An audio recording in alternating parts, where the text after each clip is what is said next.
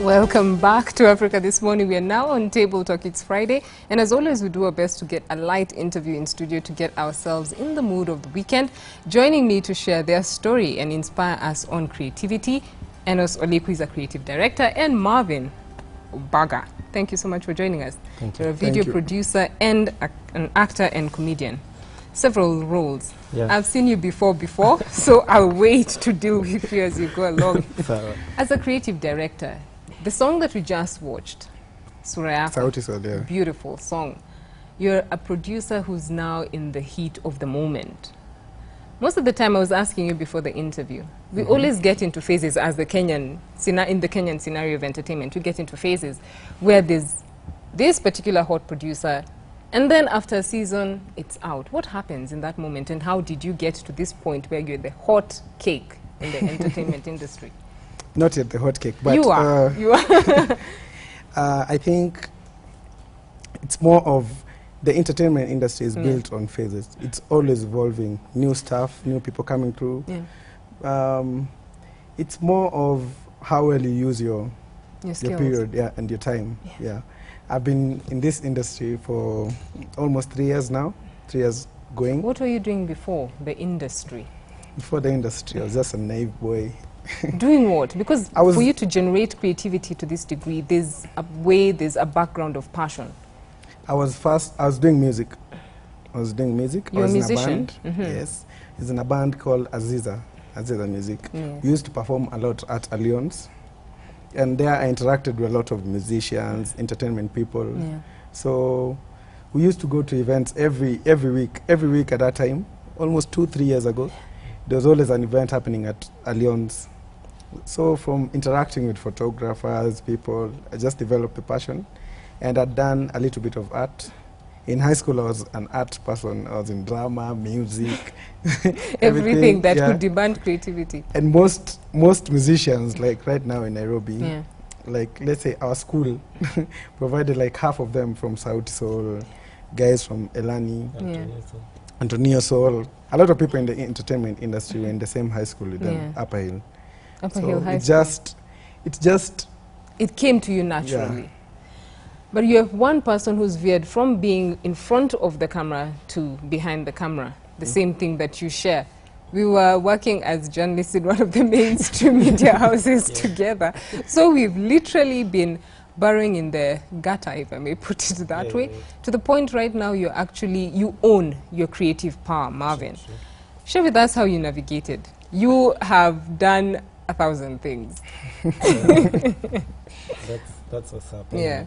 It's been a long journey, you know, and people just see you out there, you're on top, and they're like, how did he get here? Yeah, that's the term they use, like, how aliangukia.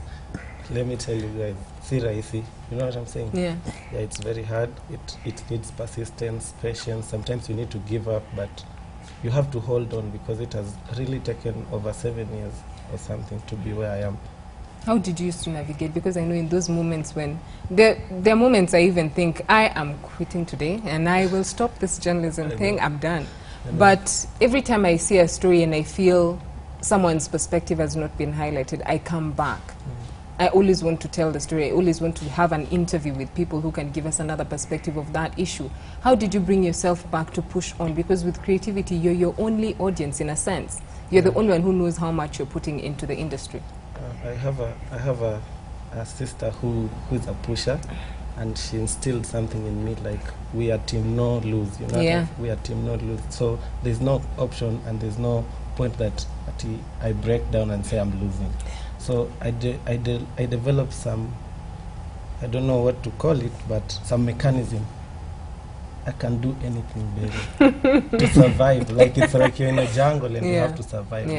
So me, I'm versatile, very versatile, but in the media industry, I can do anything in the media industry. Good, nice specification there. Your versatility is very evident. You've done acting, you've done satirical comedy, you're also a video producer, and I've seen your potential as well. That's amazing, and I'm very proud to actually be able to host you right now, celebrating your art. Thank you.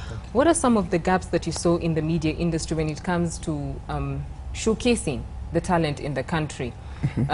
what are some of the challenges that you felt you needed to step in and eliminate or alleviate, even as the viewers are having an opportunity to see Marvin and his excellence on screen? The actor. When he came into the industry, at that moment, Nigerian music was so big. Nigerian, there are other places are very big. And later is when we came to realize how a little bit of how they work. When you go to travel to a lot of other countries from Tanzania, SA, Uganda, we noticed the culture. We go to Tanzania and you notice all the places that we go to, even if it's clubs, any place, restaurants, they're just playing their own music. They're just promoting themselves.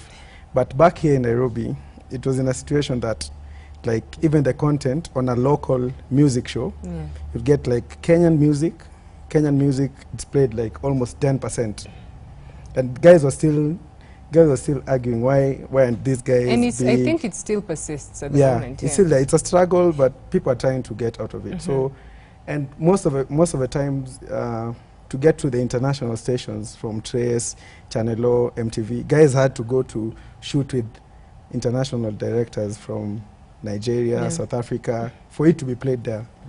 So when he came in, we said wanted to change that aspect, and we worked our ways through interacting with the other producers, other directors from international side, and we tried, even right up to now, we're trying to do that.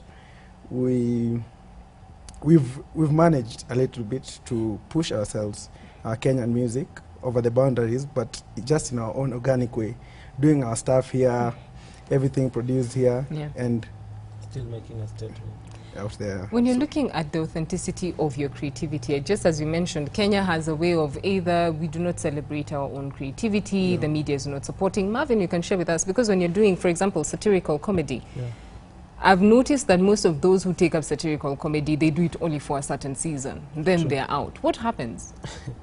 Let me tell you, it's your own creativity. You know, we can't compare ourselves to the comedy club US, because they've run like 300 episodes, 300 seasons, not episodes, seasons.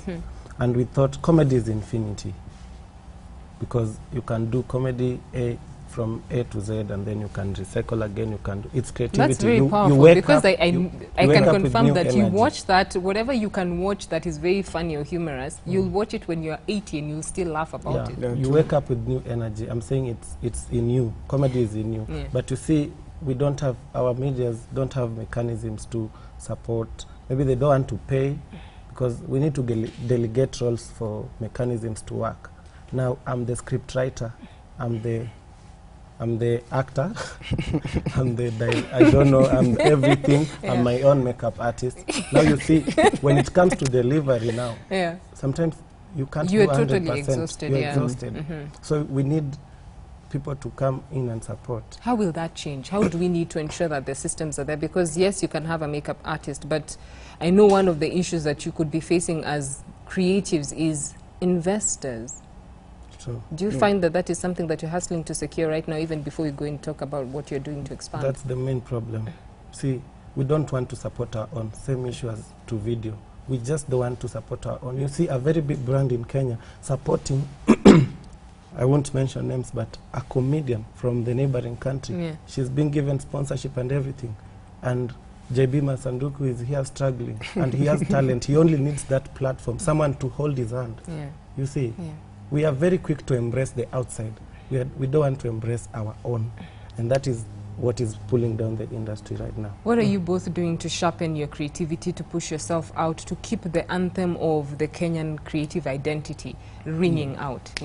We're always working. Till no sleep. No sleep. But we for us, we do work. We do a lot of research. We're always out there trying to figure out what's next, what's happening in the outside world. We communicate a lot with outside players everywhere we go.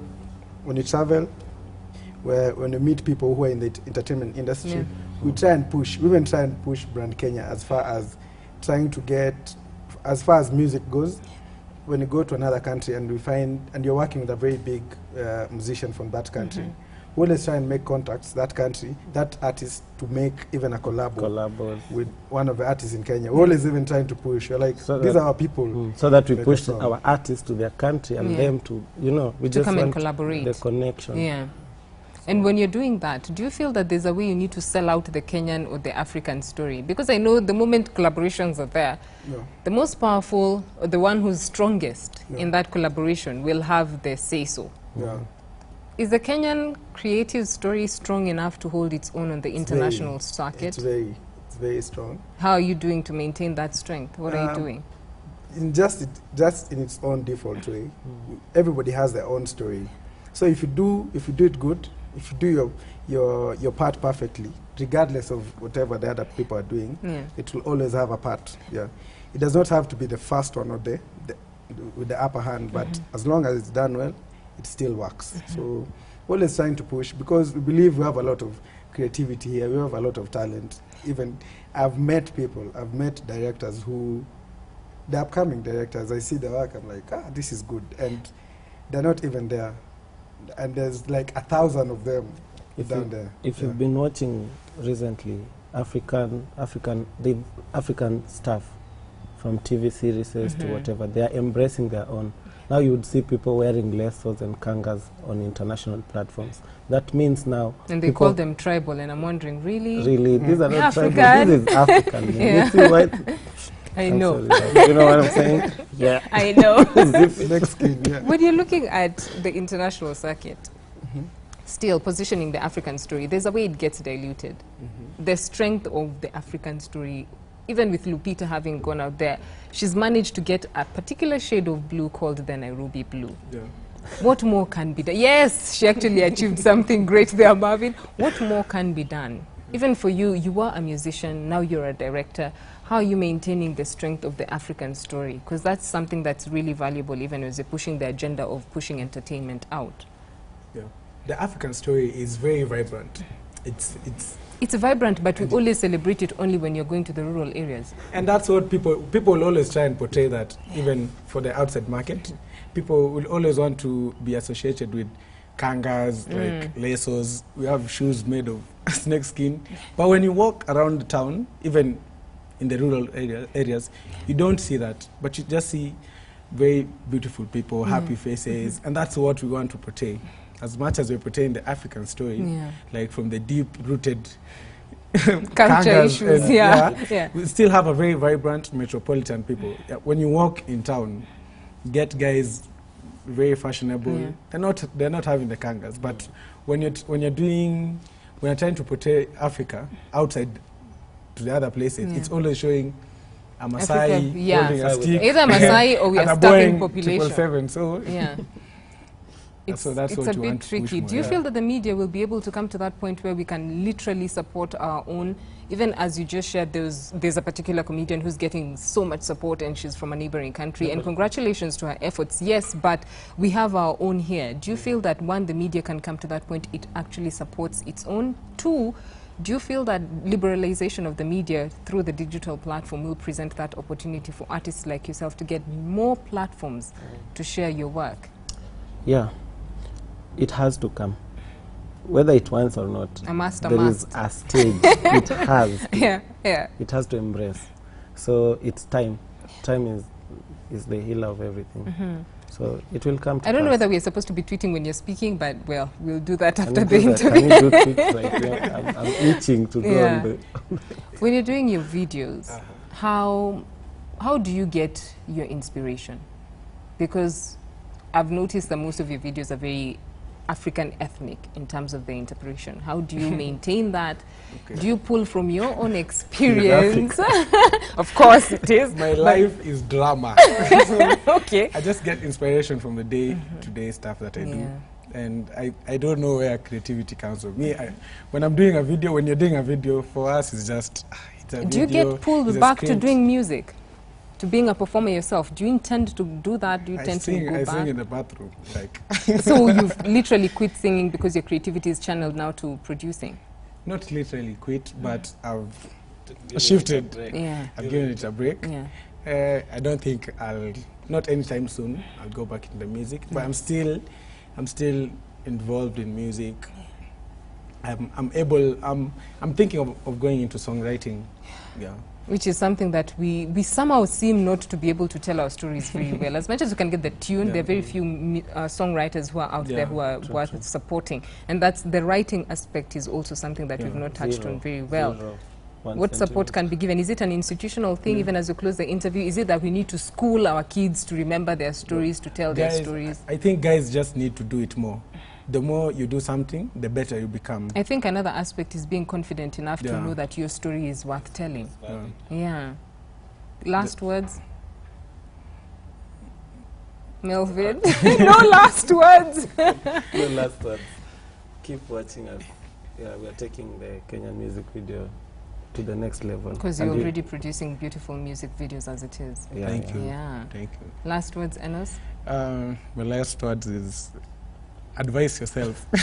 On what? How to be a creative individual or what? Not really, but I would say guys just need to do more. Let's be confident. Get support from everybody, from the government, from parents, from just across the board. Yeah. Support any talent that you can see in anybody, your kid, whoever, just support. That's you have to beautiful. support brand Kenya and put it out there. That's beautiful. Thank you so much for joining us. It's always great to be featuring guys who are coming up who are actually very powerful, and I'm honored. I know you now. Even when you're going to be producing, we're talking about some of the initiatives that you're setting up that will get you to a greater platform on the international circuit. Yeah. We're going to be watching, and when we call you, please pick our phones. Even if you're going to be on the Hollywood trails, Depends. please Roaming is very expensive. Depends on what. You will come for the interview, or we will find you. We owe you that. Thank you so much for joining us. It was a pleasure hosting you and showcasing what you're doing. And for the viewer out there, I hope you've been entertained. You've seen some of the faces behind the videos that you're always whispering about or singing to in your bathrooms as Enos does. And this is the Table Talk session on Friday. Up next, we'll have a moment to celebrate one of the local productions in the country. That is a song by Elani. Even as we close the interview, from the team and myself, enjoy the rest of your viewing.